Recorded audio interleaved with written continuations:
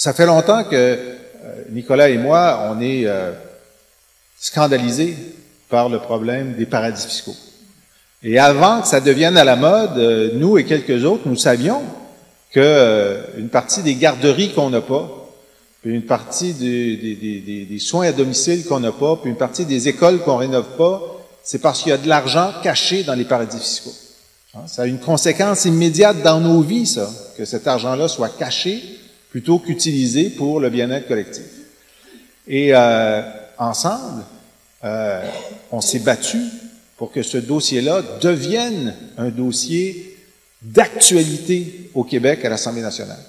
D'abord, Nicolas a provoqué le fait qu'il y ait une commission parlementaire qui se consacre complètement à ce problème-là et avec la qualité de ses arguments et la qualité des arguments de ceux qui connaissent ça, qui sont venus nous parler, j'étais sur cette commission-là avec lui, ben, on a fait un rapport unanime. Ça veut dire que les libéraux, les députés libéraux qui étaient là, ont dit, essentiellement, vous avez raison.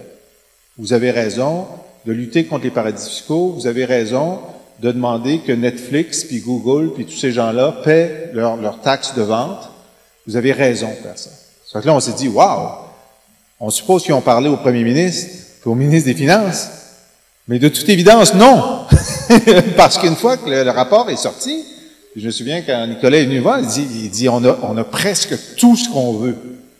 J'ai dit, Nicolas, penses-tu qu'on peut essayer d'aller chercher A, B ou C en plus? Bon, il dit, on va essayer. Il revient, il dit, on a eu A, B et C en plus. Bon. C'est que là, je dis, bon, ben là, le gouvernement va agir parce ils contrôlent la commission. Puis là, on s'est rendu compte, moi, en posant des questions au premier ministre, Nicolas en posait des questions au ministre des Finances, que pantoute, lui, ils n'étaient pas d'accord avec leur propre commission. Mais on leur a créé un problème politique, parce que là, maintenant, ils étaient divisés au sein du caucus libéral. Et ils ont publié des mesures qui sont pas suffisantes à notre goût, mais qui font quand même des pas en avant par rapport à la situation antérieure. Par exemple, alors quand Mélanie Joly est sortie en disant que Netflix devait pas être taxé, la CAQ a trouvé que c'était bien bon. La CAQ s'est dit, Mélanie a raison. Mélanie a raison. OK? Ils aiment pas qu'on le rappelle, mais nous, on aime des fois rappeler les positions de la CAQ. Elles sont pas assez connues. On fait un travail de pédagogie publique sur les positions de la CAQ. Et le gouvernement a dit non. Comme l'a demandé la commission unanime, dont la CAQ était membre, nous allons demander à taxer Netflix. Et le grand argument des fédéraux, c'était de dire, d'ailleurs de Stephen Harper puis de Justin Trudeau, c'est qu'ils veulent pas augmenter le fardeau fiscal des contribuables. Ça tombe bien parce que Nicolas est une des voix au sein du Parti québécois qui dit, il faut pas augmenter le fardeau fiscal des contribuables. Alors, il nous a proposé, il dit, savez-vous, si on se met à taxer le commerce électronique, c'est sûr que on va avoir des rentrées d'argent qu'on n'a pas en ce moment. 100 millions, 150 millions par année, à peu près.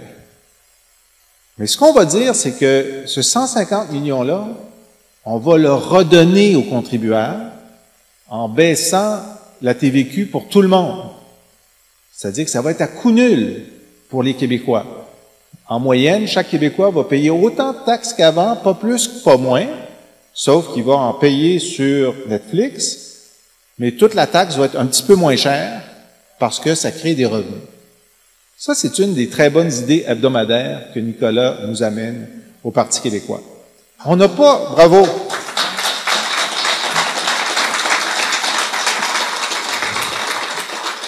on n'a pas encore réussi à convaincre le gouvernement de faire ça. D'ailleurs, on n'a pas réussi à le convaincre de taxer le commerce électronique des choses intangibles, c'est-à-dire, vous savez, Simons, par exemple, Peter Simons, sa grande croisade, c'est de dire, écoutez, je suis en train de me faire tuer par les gens qui achètent des vêtements sur Amazon.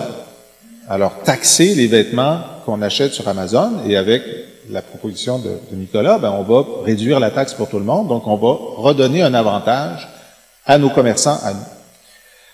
On n'a pas réussi à convaincre le gouvernement de faire ça, puis on dit, c'est correct, là, nous, on va être au pouvoir le 1er octobre, et dans la mise à jour économique de novembre-décembre, on va le faire. On va le faire. La cavalerie s'en vient. On dit à tous les détaillants du Québec, là, la cavalerie s'en vient, et on compte les dodos jusqu'à l'élection du 1er octobre pour que ça se fasse. Mais l'autre chose qu'on n'a pas réussi à faire non plus, c'est convaincre le gouvernement du Québec d'utiliser son autonomie actuelle. En ce moment, le gouvernement fédéral, puis ça c'est les conservateurs de Harper, comme les libéraux de Paul Martin, de Jean Chrétien et de Justin Trudeau, ils ont rendu légale l'évasion fiscale. Ça veut dire que si vous mettez vos épargnes, disons, aux Bermudes ou aux Barbades, normalement, c'est illégal. Vous ne devriez pas faire ça. Mais là, le gouvernement fédéral a signé des ententes bilatérales avec ces paradis fiscaux-là pour rendre légal le fait que vous mettiez vos épargnes là, que les revenus que vous tirez dans votre compte, disons, j'espère que vous avez des bons revenus tirés de votre compte, mais l'impôt sera payé selon l'impôt des Barbades, c'est-à-dire 1%. Puis vous pouvez rapatrier ça ici sans payer l'impôt québécois, qui est un petit peu plus élevé. Le Québec a son propre ministère du Revenu, puis depuis Maurice Duplessis a son propre régime fiscal. Rien n'oblige le Québec à faire la même chose que le fédéral. Il pourrait dire, à partir d'aujourd'hui, on renie ces ententes fédérales, et si vous avez des revenus aux Bermudes puis aux Barbades, vous êtes obligé de les déclarer au Québec, et on va vous imposer au niveau québécois. Rien ne nous interdit de faire ça. Et nous, on sait qu'il y a une partie des gens et des entreprises qui vont dans les paradis fiscaux pour frauder, soit qui vont frauder. Mais il y en a une partie qui sont allés parce que c'était légal. C'est que si on leur dit à partir d'aujourd'hui, si vous ne déclarez pas vos revenus, vous devenez un fraudeur, il y en a une gang qui vont dire, ben là, j'avais pas décidé d'être un fraudeur. J'étais allé là parce que mon fiscaliste, mon comptable m'avait dit que j'étais légal. C'est que je vais déclarer. Puis là, on a assez hâte, en 2019, d'ouvrir la boîte à surprise des revenus supplémentaires qui vont nous arriver des paradis fiscaux. On ne le sait pas. Ça va-tu être 10 millions, 100 millions par année? Disons que ça soit 30 millions. Combien d'écoles on rénove avec 30 millions?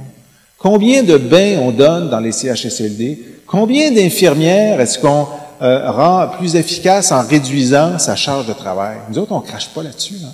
Nous autres, on les vit. Maintenant, pour avoir l'autre 30 millions, ben, ça prend l'indépendance du Québec. Parce que Justin Trudeau,